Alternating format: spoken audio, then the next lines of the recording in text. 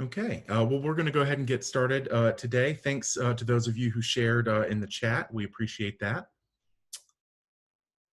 Our topic today is using assessments to motivate and foster a growth mindset, featuring some of our experienced assessments users.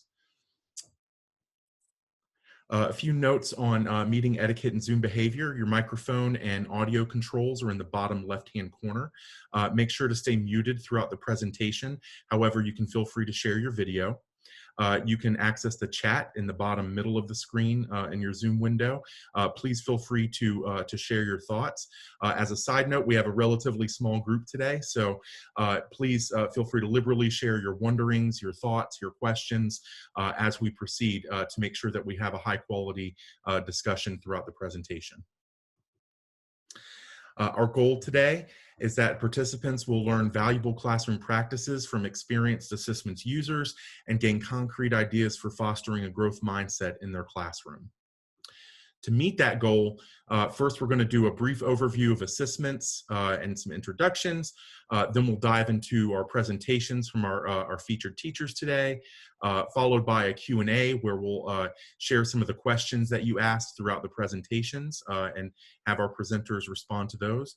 And then we're going to follow that up with overviewing some additional resources and support that are available to you as you think about growth mindset and how to support it using assessments.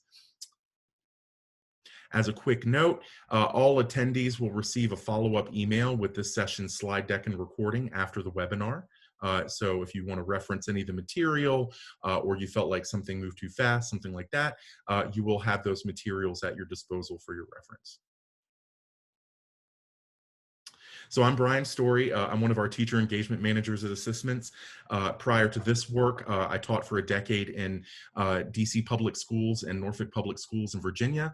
And I'm an alum of the American University and the College of William and Mary. And with that, I'll turn it over to Dawn. Yeah, hi everybody. I'm Dawn Peterson. I'll be your chat moderator today. I'm also a teacher engagement manager at ASSISTments. I taught for 14 years in a school, 8th grade class in Massachusetts. And I used ASSISTments for about 10 years in my classroom. And I'm proud to say that I taught alongside Barbara, who's one of our presenters today. So she introduced me to the tool, which is a fun fact on the side. So feel free to post any questions and I'll get to those and bring them to Brian's attention as we go. Excellent. Thank you, Dawn. I appreciate that. So a little overview of ASSISTments. We are a forever free tool that allows teachers to enhance their curricula by assigning problems online in a way that gives students immediate feedback on their answers and gives you a lot of actionable and deep data that you can use to support student learning. And we do seamlessly integrate with Google Classroom and Canvas. And obviously that supports hybrid learning during this time where most teachers are sort of either doing a combination of in-school and remote learning or all remote and everything in between. We typically think about assessments in the 4 steps, and these 4 steps are similar to what you might implement with any independent practice or class activity. The first step is creating an assignment by selecting problems and assessments. Step 2 is assisting students as they receive immediate feedback on their work. Step 3 is assess class performance using our assignment report data. And then step 4 is analyzing answers together with students by pulling out and sharing some of those key data points and what action steps flow from them. So why assessments? We have a tier 1 rating by Evidence for ESSA, and we're one of only 3 middle school math interventions with that level of evidence. So we're very proud of that. That's based on a randomized control study that we did in North Carolina, where we found that students who regularly use assessments scored 75% higher than students who did not use the program, and also that students with lower prior achievement experienced an even greater benefit in narrowing the achievement gap between themselves and other students. So now that we've kind of spent a few moments just kind of overviewing what assessments is, we're going to go ahead and dive into our topic today, which is growth mindset. And before we dive into the actual presenters or presentations from our featured teachers today, just wanted to norm on what growth mindset is. So growth mindset, an environment that promotes growth mindset is freeing. students want to persevere in the face of challenging work that they're doing. Effort is required to build new skills. They understand that. They're inspired by the success of other students in the class. Students want to embrace challenges, are willing to accept criticism, desire to learn, and understand that abilities are things that you build over time, right? Environments that promote a fixed mindset are very limiting for students. They make students want to avoid challenges. They'll want to give up easily. They feel threatened by the success of other students. They have a desire to look smart, but feel like effort is fruitless, and may be more apt to ignore feedback, and think that ability in a particular content area is fixed. So when students say, I'm just not good at math, or I'm not good at science, or whatever the topic is, right? So students tend to think that their abilities are fixed rather than things that they can grow over time with feedback. One other note before we dive into our presentations today. Our session today is centered around how ASSISTment supports growth mindset. If you'd like to sign up for one of our sessions that digs more into the nuts and bolts of how ASSISTments works, you can feel free to register for either our new user part 1 session coming up on November 3rd. We have a new user part 2 on October 13th. A few drop-in help sessions where you can come and ask questions. And then we're really excited also about our next targeted webinar, which is around exploring different blended instructional models using ASSISTments, where we'll also have several of our experienced teacher users come and share their perspectives and ideas. You can also feel free to visit our webinar library to see recordings of our sessions if the times don't happen to work for you. So just to introduce our teacher presenters today, I'm so excited and thankful to Barbara, Kim, and Carrie for agreeing to join us today and share their perspectives. And the three of them have used ASSISTments for spanning, a few years to over a decade. And so we're really, really happy to have them with us. Barbara is a teacher trainer and a former Massachusetts middle school teacher. Kim Josey is a 7th grade math teacher at Highland Middle School in Harnett County, North Carolina. And I'm in North Carolina as well. And then Carrie Moy is a 7th grade math teacher at Polaris Charter Academy in Chicago, Illinois. So we have teachers who are experienced with ASSISTments and come from all over the country. And with that, before our presenters start, just want to highlight that we really, especially since we have a small group today, really encourage you to share any questions, wonderings, or ideas that come to mind as you listen to the presenters today. Feel free to @ that presenter, so include their name in your chat if you'd like a specific presenter to respond. And Dawn, our chat moderator, is going to track those questions and share themes during our Q&A so that you have a chance to hear from the presenters directly. And with that, I will go ahead and turn it over to Barbara. Thank you, Brian. Mm-hmm. Hi, everyone. Thanks for making time to be with us today. I know how crazy all your jobs are these days. As Brian said, I was a Massachusetts middle school math teacher for the past 22 years. I just retired this summer. I didn't retire because of COVID. I had already decided to do that, but I probably would have still retired of COVID if I hadn't already decided to do that. But I've been working with ASSISTments for 14 years, and I'm thrilled that even though I'm retired from the classroom, I'm continuing to work with teachers with the ASSISTment Foundation and Lesley University as a trainer, as a mentor, and as a PLC facilitator, and I'm having a great time supporting all the teachers across the country. So my daily routine, my last few years teaching, I was an 8th grade math teacher, and my daily routine consisted of using the assignment report when we were face-to-face, as I do now. I trained my students to come in and immediately they analyzed the report, and when it was time to start class, they were supposed to be ready to talk about the common and wrong answer or any other observations or anything they noticed about it. I also had one-to-one Chromebooks, which was great because we could use our Chromebooks all the time. So we used ASSISTments for practice problems, both in school and for homework. I also used skill builders for review and for differentiation. I also loved the skill builders when we went into our emergency quarantine in the spring, because the skill builders allowed the kids to get some extra practice for the ones that were struggling with any of the learning and needed more work. And I also love the exit tools and cooldowns because I can just assign that quick on my Chromebook, get some quick data for my next class and some good feedback. So I used ASSISTments in a lot of different ways before I actually went into the quarantine, and I was thrilled when we went into the quarantine that my students were so well trained on it.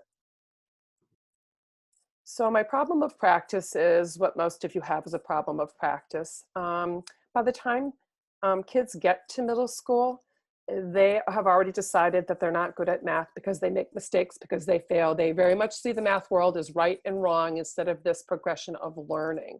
They think the teacher's in control of all their learning. The teacher tells them whether they're right and wrong, and that's all. They feel like they have no control.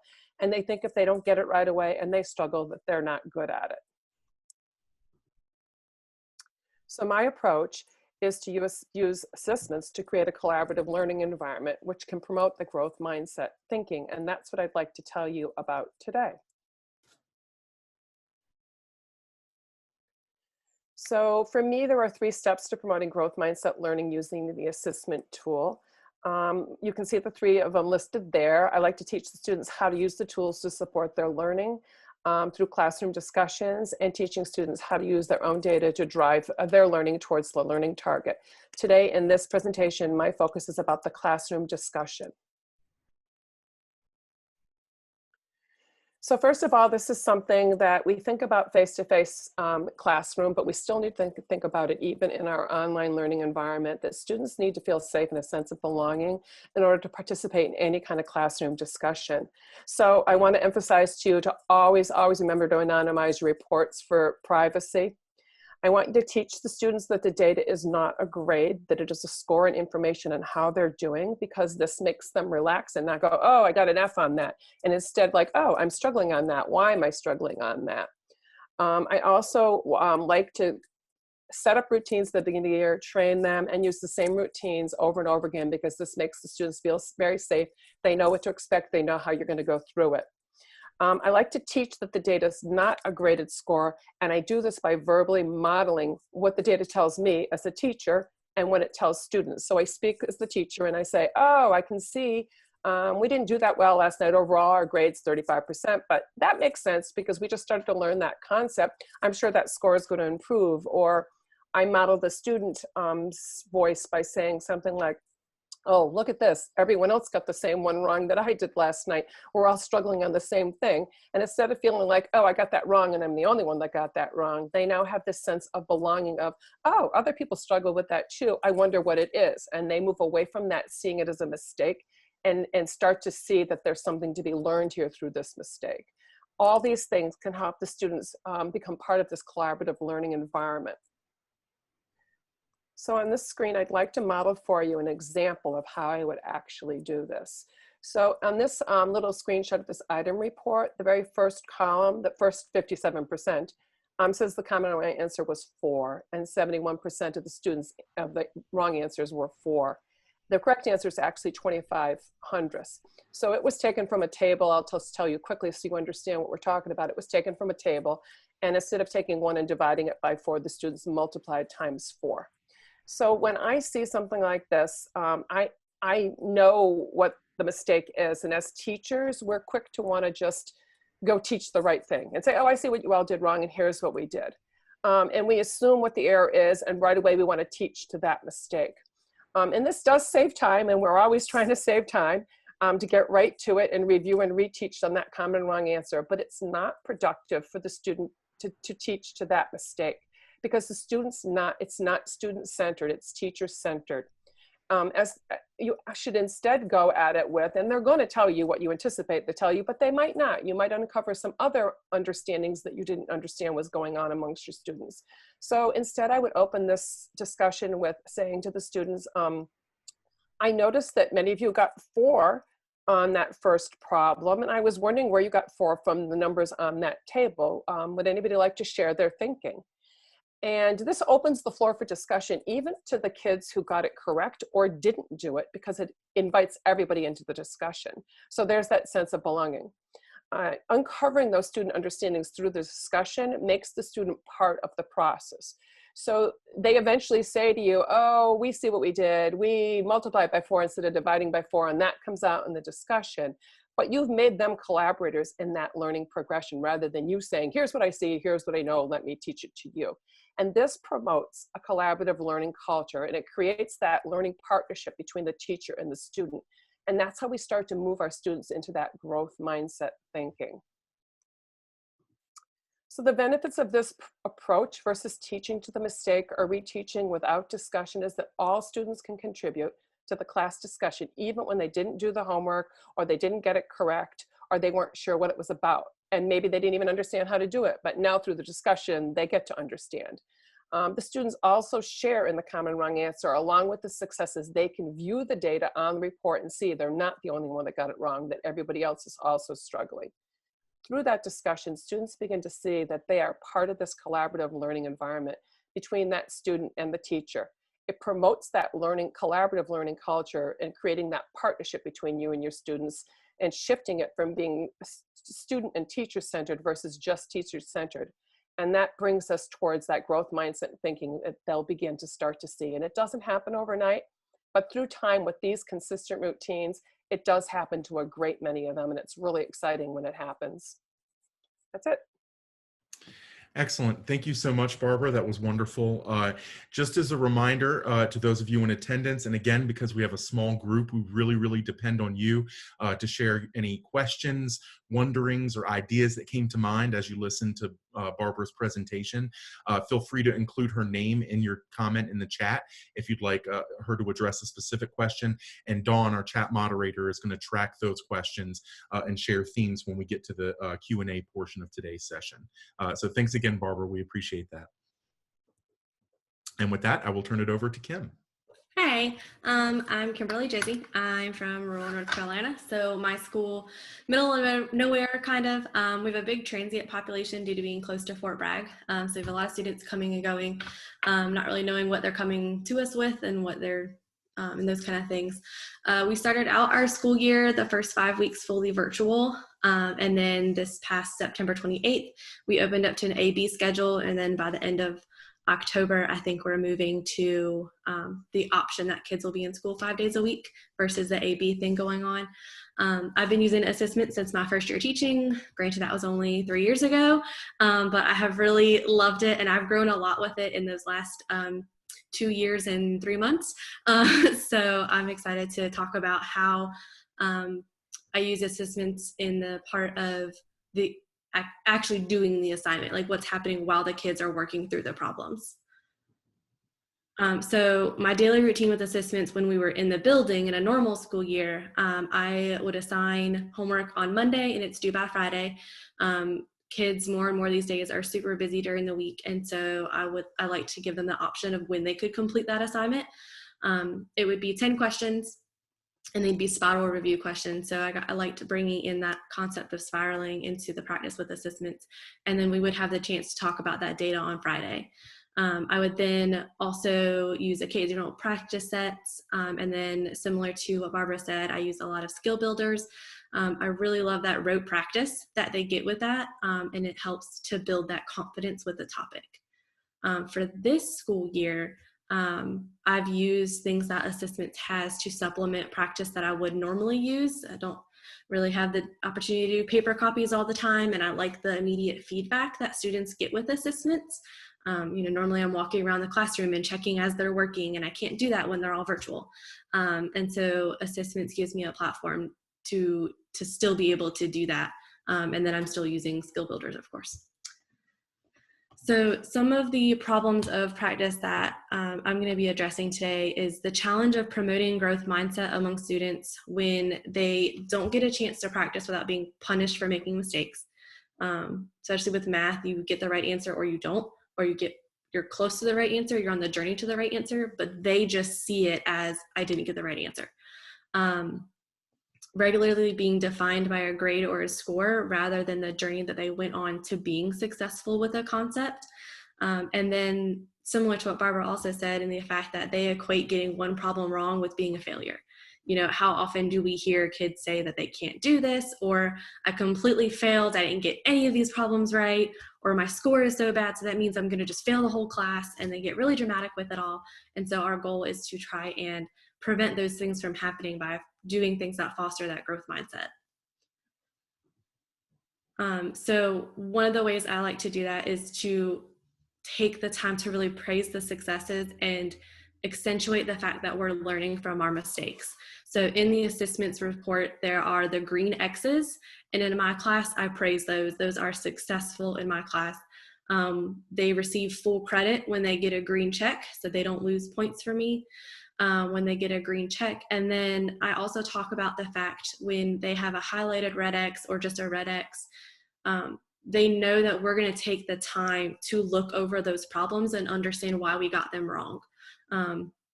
So in the same way, Barbara explained, and having them explain what they did, or if they didn't even know where to start, being able to figure out what those misconceptions are that they're having and address those as they're working through a practice set or a skill builder or something like that.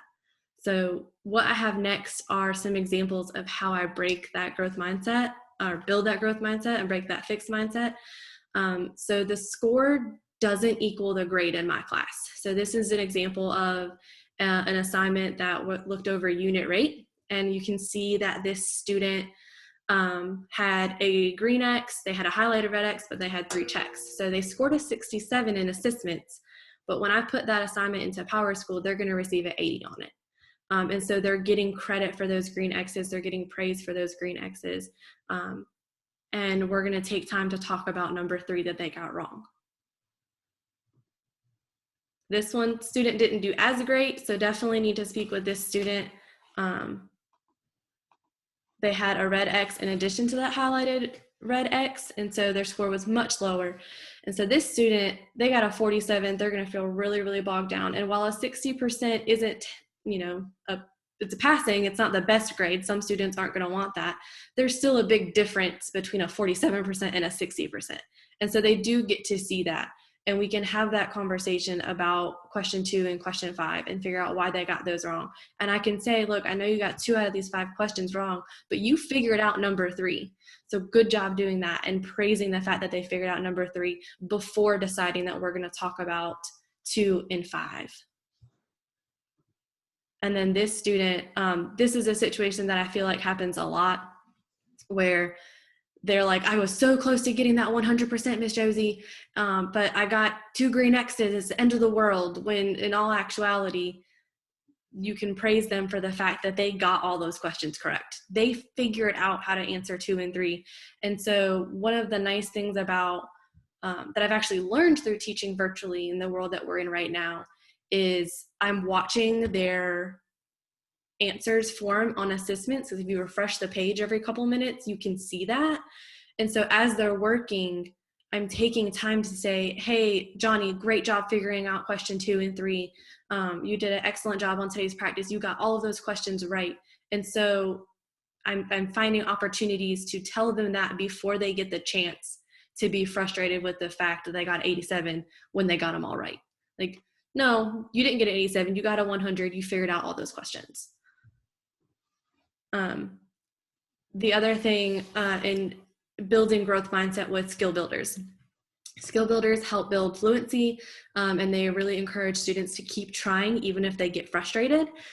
And so you definitely have a lot of those moments with students. I teach everyone from gifted to students who receive services for special education needs.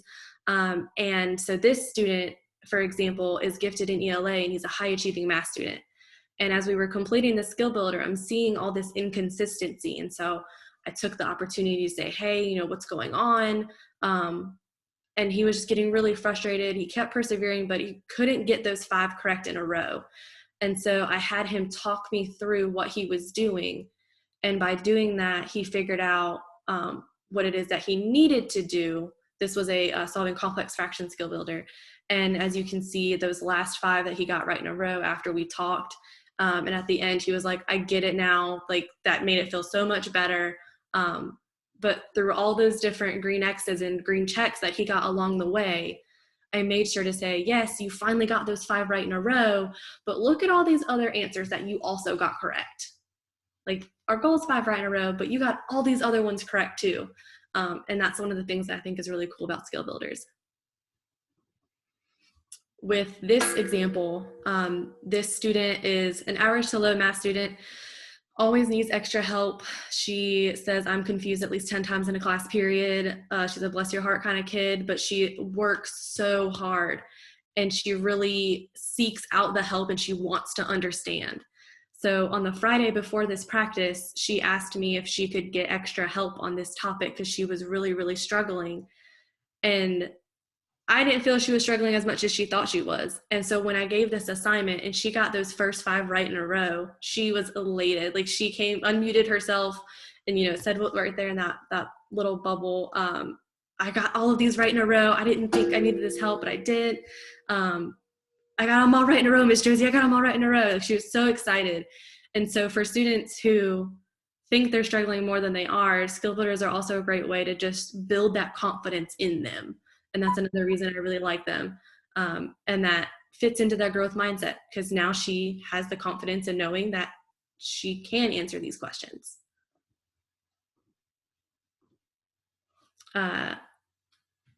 In this last example, this is your average run-of-the-mill student. He was getting really, really frustrated with this because he didn't have those red X's. It was just green X's. It was itty bitty mistakes that he was making. I call them done goof moments. And this question was a unit rate with fraction skill builder. They had to get 7 correct in a row, which I tend to make it a little bit more challenging. But by the end of it, he was very proud of himself that he finally got those 7 right in a row. And he kept trying, and he has done really well with this topic since then. And, you know, he has said that he appreciates the fact that he kept going. You know, he was able to express that to me after class, which I really appreciated hearing. But at the end of the day, when you look at this, it's the fact that you got 27 right in a row, or 27 right, you know, maybe not back to back. You made a couple little mistakes, but you learned from those. You got 27 total questions right, which is amazing. And so when I enter these things into the grade book, if they get to the point where they get all of them right in a row, they get a 100. So it's about the journey and the fact that they end up getting that fluency built. And so they've earned that 100 in their grade book. And that's something else that is really powerful for them. A couple of the things that I like to use, I've mentioned the skill builders. I love using those. The problem solving things that are already in assessments are a really good supplemental for practice. They're really good quick checks because they're not very long questions, not a lot of questions. So they're really good quick checks to see if students are understanding something. And then every once in a while, I'll use Open Up. We don't have a program we specifically follow in Harnett County, but with some of the activities that Open Up offers, I love how they translate to assessments, and it's a way for me to easily track how they're doing with learning a new concept. Excellent. Thank you so much, Kim. I appreciate you for sharing your thoughts and your perspective today. As a quick clarification for those viewing, you will note that Kim was referring to skill builders and 5 right in a row, that sort of thing. She's referring to some functionality in our 1.0 platform. In ASSISTments 2.0, kids are getting, they have to get 3 right in a row, and that's currently fixed. So just wanted to clarify that. Just moving over to ASSISTments here, I know that Barbara mentioned, you know, in sharing her report, she anonymizes data. And so just wanted to show you what that looks like live. You can click hide student names, and that's going to randomize and you know, sort of scramble the rows, so it's harder for students to figure out what is where. And then you can also use the sorting feature in each column if you'd like to use that to curate the data before you share it with your students.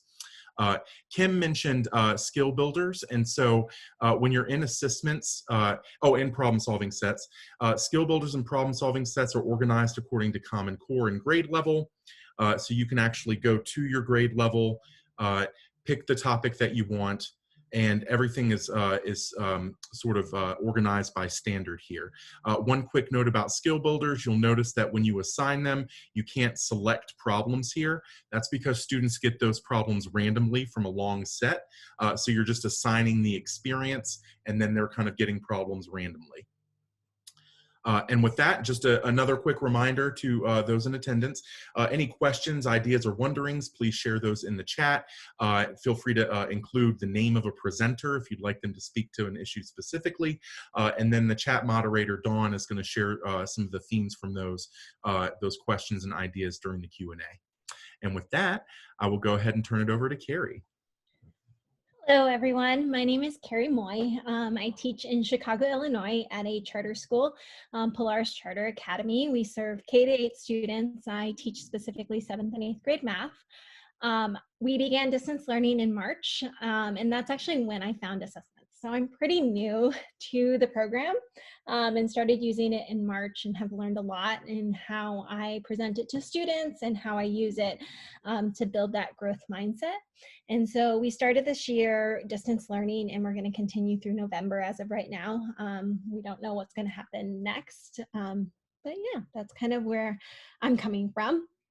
It has a little demographics on my students and the statistics as well. Okay.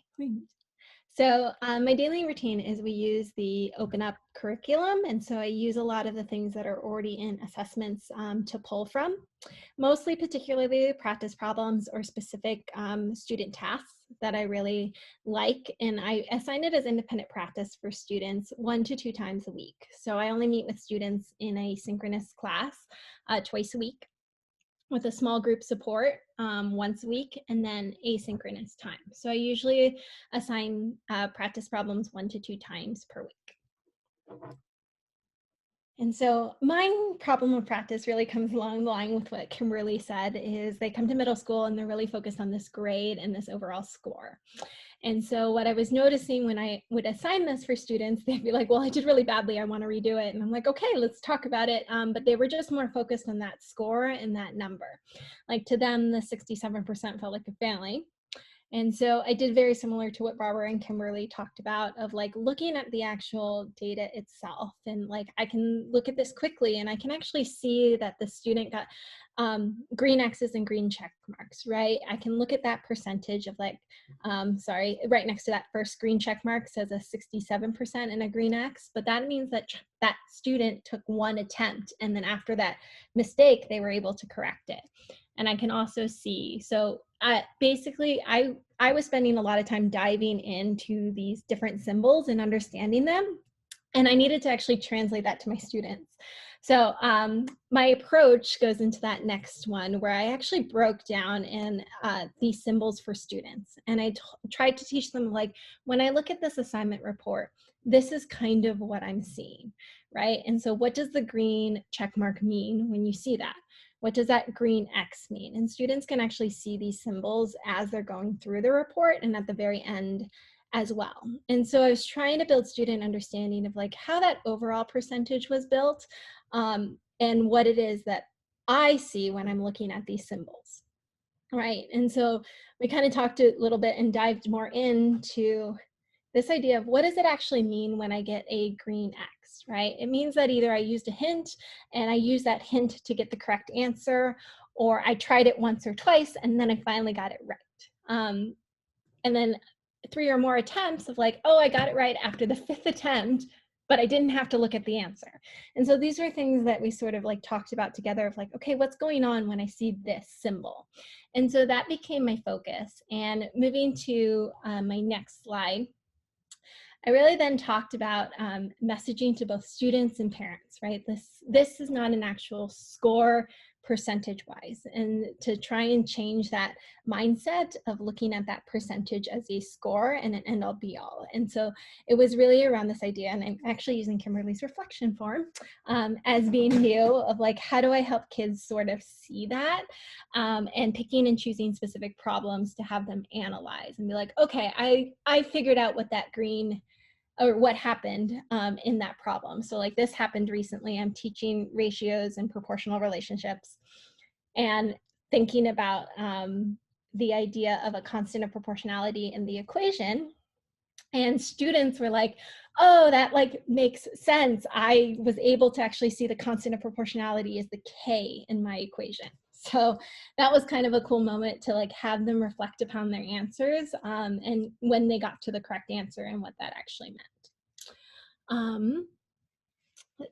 With that, we spend a lot of time then to co-create a rubric together with the students. So looking at like what the symbols mean, we use a standards-based grading system. So I really wanted to get kids away from this idea of percentage and helping them translate that percent into what it actually meant for the learning.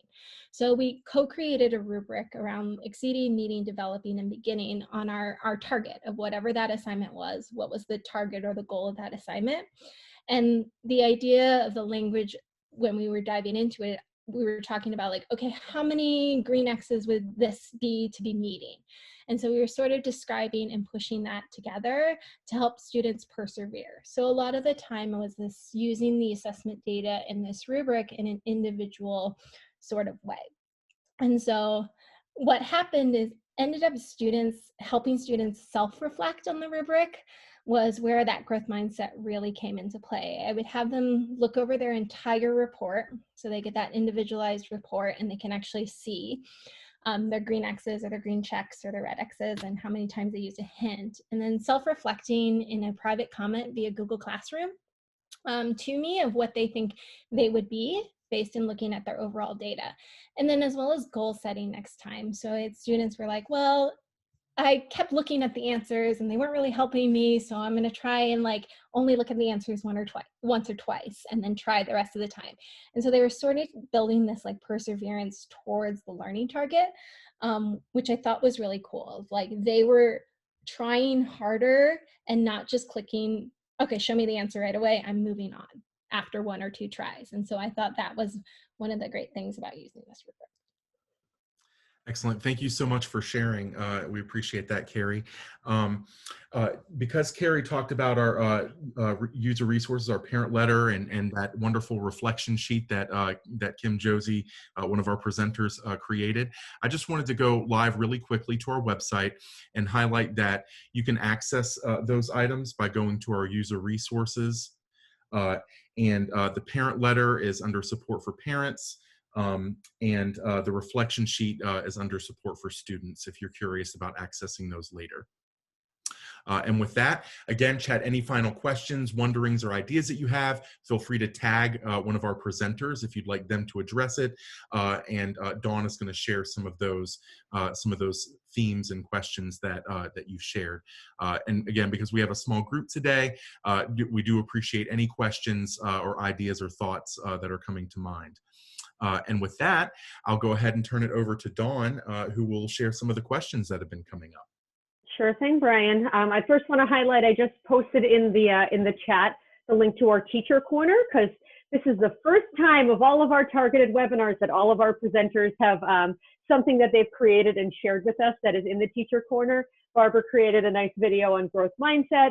Kim, of course, has the reflection sheet, and then Carrie Moy has her rubric shared there as well. So feel free to go there if you want some more insight on those three artifacts. So like I said, I taught for a long time with assistants, and I would love to hear from the three of you as to how you handle students who are first hearing about this whole score is not a grade type concept. How do you deal with when they want you to reset their assignment, reset their progress so that they can do it again to get a higher grade? I don't know if you guys have had that experience, but like I said, I had students who said, no, let me do it again. I got a 67. I want it to be 100. My parents want to see me get 100. So Carrie, I can see you smiling. You might have had this experience before. Do you want to start? Well, for me, since it's around like the idea of learning, I'm totally okay with resetting the assignment for them. However, I do have them use that reflection sheet in a similar way where I'm like, okay, I really want to know if you're going to be changing your answer that's like to get it right on the first time around, why specifically? So it's like forcing them to really think about like if they're redoing the assignment, what it is they did the first time that they want to change for the score. But it's really around like focusing on that learning aspect of it, of like, what did you learn that makes you want to change your answer?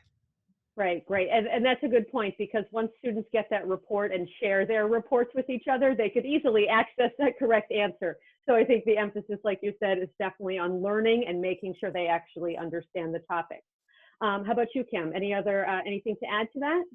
I think it's a lot about just repeating and reminding them over and over and over again that just because they get a 67 or something on as their score, that I'm looking at if they ended up getting that answer correct. So remembering that what they got on their score may not be what it goes in their grade book. And so if there's someone that really, really type A, has to get it right all the time, and that, puts a lot of pressure on themselves, and I'll just verbally say to them, like, no, like, you're going to get a 90 put in their grade book, or you're going to get a 100 put in the grade book. Like, this is the grade that's going to go in your grade book that your parents are going to see. So just kind of reminding them about that, because if not, sometimes we have those kiddos that just freak out about it. Right, and I think to add to that, it's important to communicate how you're using those scores, whether it's the rubric, whether you have some other internal way, communicating that with parents as well, because parents who are hovering over their students' shoulders and seeing those 67s might require their students to do it, their kids to do it again. Right. And Barbara, anything else? I don't have any problem. I agree with Carrie. I don't have any problem with students redoing it if they show me they're learning, but I tend to lean towards let's move on. When I graded my students on practice problems, I didn't give them a grade for it. You got 100% if you gave your full effort and tried it, even if you struggled with it. And that means you couldn't have only spent 30 seconds on the whole thing and asked for the answer all the way across. You had to have clearly an honest effort.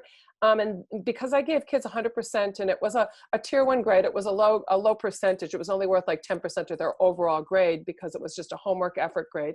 But because I didn't place a grade value on it, they moved their focus from I only got 50% to did I get my questions answered, and hoping to do better the next time, and still looking at that score as data feedback rather than a grade. And it removed the parents hovering over their backs on that. And I made it very clear to the parents that that category of grade didn't mean your child was getting an A on every single homework. It meant they were doing their homework. So I was really clear on that. Okay, that's great.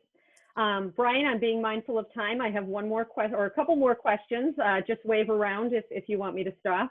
So Barbara, you mentioned that when you're sharing the report, you always anonymize so that you're not sharing student data, whether it's virtual, whether it's in the classroom.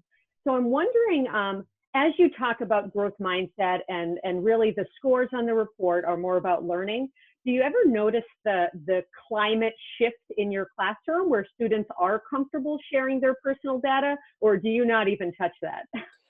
No, that does happen eventually, and it's happening because they say, oh, that one's mine, and they tell the class that that one's theirs, even if it's a struggling grade, and they say, I did that too, and that, and now I figured it out, and they feel good about that because they stop seeing it as a grade and seeing it just as data.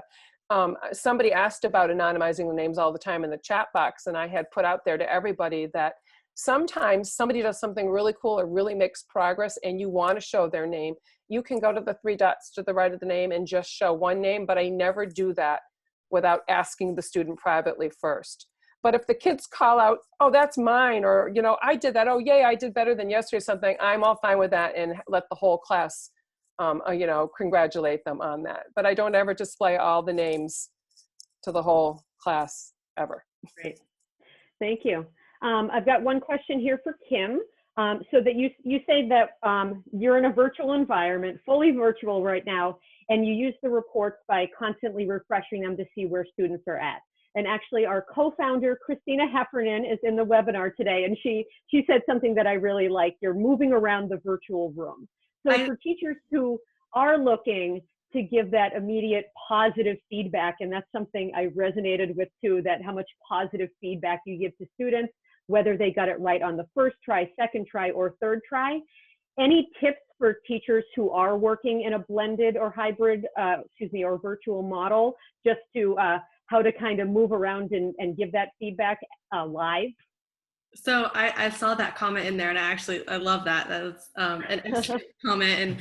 And I honestly, this is something that I would carry into being fully face-to-face again. Like, I've learned more from this and the fact that I can refresh that and see it automatically, because normally when I'm walking around, I'm looking individually at their screens, and some of them try to hide their screen a little bit, or I can't really see their progress right away, but pulling up that report, I can. And so I teach from my computer and my iPad. And so I may pull it up on my iPad and be able to carry that around with me. And so as I'm helping students in person, I'm also able to see what they're doing virtually for my students in that hybrid situation where you have both going on at the same time. And then sometimes I'll have kids that'll just ask me, you know, Miss Josey, how am I doing? Because they'll forget to look at the side, or they want confirmation that they're making good progress. You know, those ones that really want that validation for the work that they're doing. And so if I get a request for that, then I'll make sure I take the time to check that student's work specifically and give them that positive feedback and that reassurance that they need. But also, you know, take a moment, well, you did great on this, but what happened on this question? And so taking the opportunity to do that with those students as well. Thank you. And you know, I think a lot of these mathematically abused students who are coming into our classrooms really being very anxious about math, that positive reinforcement is so key, and also the messaging that it's okay to make a mistake. It's okay that you didn't get it right the second or third time. And I always used to tell my students when I was going around the room, the only button you can't press while I'm here is the show answer button, because you're there to give them that Right. instant support. I'll say I have the Right. in my classroom, like, your successes are yours, your failures are ours, and we'll figure them out together. And so I really love how ASSISTment supports that mantra, and the fact that they're not alone and that they rely on their teacher, and being able to, the fact that when you get that green X, even if it's 2 times from now, like, you still got it. That is yours. You own the correctness of that question, and celebrate that. Right. I want you to be my math teacher. I want all you guys to be my math teachers. All right. Well, Brian, I think that wraps up the questions from the chat. So you can probably take back the reins of this presentation. All righty. Thank you so much, Dawn. And again, thanks to our presenters, Barbara, Kim, and Carrie, for sharing your super valuable perspectives on how you've been able to foster and promote growth mindset in your classrooms with ASSISTments and how you approach that. I think that you provided a lot of really great ideas for how teachers can think about that and how they can approach it with students to make it a meaningful experience. Now that we've had a chance to hear from our presenters and kind of go through some Q&A and ask some questions and dig deeper on a few ideas, we're going to go through a few tips now around helping you build growth mindset based on resources that we offer from ASSISTments. So our first tip is use ASSISTments to give students a chance to practice without penalty and to reward multiple attempts. Several of our presenters talked about how they do this. There are different ways that you can accomplish it.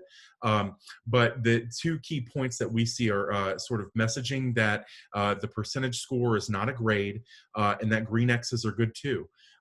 You can support this effort by using our parent letter template that both shows the symbols, like in Carrie's presentation, and also just explains what ASSISTments is to make sure that you've normed with parents and students ahead of time about what ASSISTments does and what its purpose is, so that kids are less likely to react to it the way they might react to a traditional assignment. Tip number 2 is provide students with consistent opportunities for reflection and encourage them to try again. Students need to be able to know and communicate where they stand. There are many different ways that you can do this. We recommend giving students a chance to reflect on their progress by using the reflection form that Kim created. And that includes space for them to redo their problems, right? But regularly engaging students and consistently engaging students in this practice of reflection on what they've done can help to build that ownership of the learning and help to then build that growth mindset. Tip number 3, share assignment data back with students and normalize mistakes and questions as part of learning, right? So if you're making, usually that means that you're making data review a consistent part of your class routine, making key connections between the data points that you're identifying and the next steps that you and students will be taking in the class. Here we've included a video of Andrew, one of our wonderful ASSISTments teacher users, reviewing data remotely with students so that you can get an idea of what that looks like. But the baseline is just, you know, if you're assigning an ASSISTments, you want to try to share that data with students and review it with them as consistently and as early as possible. So to recap our topics for today, we overviewed what assessments is. We had that great opportunity to learn from our experienced teacher users, gave folks a chance to ask them questions and dig a little bit deeper and share some ideas, and then overviewed some of our tips and ideas for fostering growth mindset as well. Before we wrap up, and Dawn is going to place the link in the chat, we really appreciate any feedback that you can provide us. We are a free service, and so we rely very heavily on the feedback that we get from our teacher users and other stakeholders to determine how we create and change our professional learning opportunities in the future, and also how we evolve our platform over time. When you click that link, just make sure that you enter today's date, the 7th of October, and then choose the session Using Assessments to Motivate and Foster a Growth Mindset. And again, Dawn should be posting that in the chat. You can feel free to join one of our upcoming webinars. As I said in the beginning of the presentation, we have our new user part 2 coming up on October 13th. We have a few drop-in help sessions, one left in October and then one in November. On November 3rd, we have our new user webinar part 1. And again, those new user webinars, part 1 and 2, are really about the nuts and bolts of how the platform works and how you can make the most of it. And then we also have, and I'm really excited for this as well, on the 18th of November, our webinar on exploring different blended instructional models using assessments. And again, that will also feature several of our experienced teacher users who will share their perspectives. You can visit our website for more resources. Just to go live and show this to you again, our Help Center contains those user resources, our frequently asked questions. If you want to access a recording of one of our webinars, you can check those out at the webinar library and check out our upcoming webinars and sign up for those by clicking here. We also have a teacher corner where we feature a variety of teacher-generated artifacts, and we also have our blog where we feature teachers and various stakeholders and their views and perspectives on assessments that you may find helpful. In addition, we also have our teacher toolkits. This one is around growth mindset. So we have one for each theme that we're covering in our targeted webinars.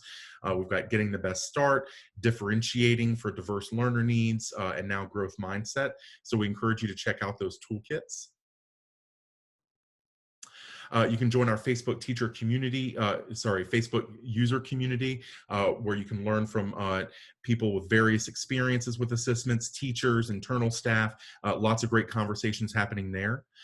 We have our monthly newsletter. You can also reach out to us at contact@assistments.org if you have any questions after the webinar. So as we close out here and folks sort of finish the feedback survey, which we really appreciate, we just want folks to chat. One idea you learned from today about, it's supposed to say growth mindset, my apologies, about growth mindset that feels most important or useful. So something that our presenters shared or that we discussed that really jumps out at you is something that's really useful. Please feel free to share those in the chat, and we'll have Dawn share a few of those as they come in. Also keeping in mind that because we have a small group, we really do appreciate anyone who's willing to share their thoughts here, and we look forward to sharing those with the group. Otherwise, you just hear me talk, and you don't want to do that, people. But we are getting some contributions here. Kim's top lesson is communicating with parents what the norms are for assessments. So definitely take that parent letter. You can make a copy of it and then add in whatever you'd like to make this specific to your own classroom. With that a score is not a grade, and making sure that is communicated. Let's see. The use of flexing the grades and the reflection sheet. Love that sheet, Joanna said. The emphasis of the journey is learning, not the destination. I think that is something all us teachers resonate with. Reinforce the importance of striving for the right answer. Avoid the highlighted X, but the green X's are still okay. We have a lot of things coming in. I got to keep up with these. Learning communities is great. That the students enjoy the program enough to try more questions for success. Let's see here. We're getting some nice praise, Brian, for your wonderful webinar, and the presenters, of course. I love that I always get new ways to encourage my teachers to adopt these growth mindsets so they can get their students to adopt them as well. So again, it starts with the teachers, and then that filters down to the students. So this must be some kind of math coach or instructional coach. Promote growth through positive mindset with math. And again, positive growth mindset, lots of positivity here, giving that positive reinforcement. Excellent. Thanks for sharing those, Dawn. I appreciate it. Yeah, you know, the growth mindset is often one of those phrases that gets thrown around, and yet when we think about how to operationalize that in a meaningful way, how do we create classrooms that actually encourage students to occupy and experience that growth mindset? You know, things can kind of be not as clear. And so hopefully today, what you got from our presentation and from our wonderful teacher presenters are some concrete ideas about how you can leverage assessments to help to build that with your students. Dawn is correct in that growth mindset is something that starts with the teacher. It starts with the environment that you create and everything from how you message assignments to how you share data, right? And so it's extremely important to think about those pieces deliberately so that you can actually foster that growth mindset with students. Again, and we'll have Dawn share the link in the chat again. Please feel free to take, it'll take less than a minute, maybe even 30 seconds to fill out our feedback survey for using assessments to motivate and foster a growth mindset. And again, today is October 7th. We really appreciate any feedback you can provide us, and we do use that feedback to improve our professional learning and the platform itself. So thanks again for taking a few moments to do that for us. And with that, I want to thank everybody for attending today. If you have any questions at all that pop up after the session is over, you can feel free to reach out to us at contact@assistments.org, and we'll be happy to help. I'll leave open the chat here for about 60 more seconds, and Dawn can let us know if any other questions pop up. And then after that, we will go ahead and end today's session.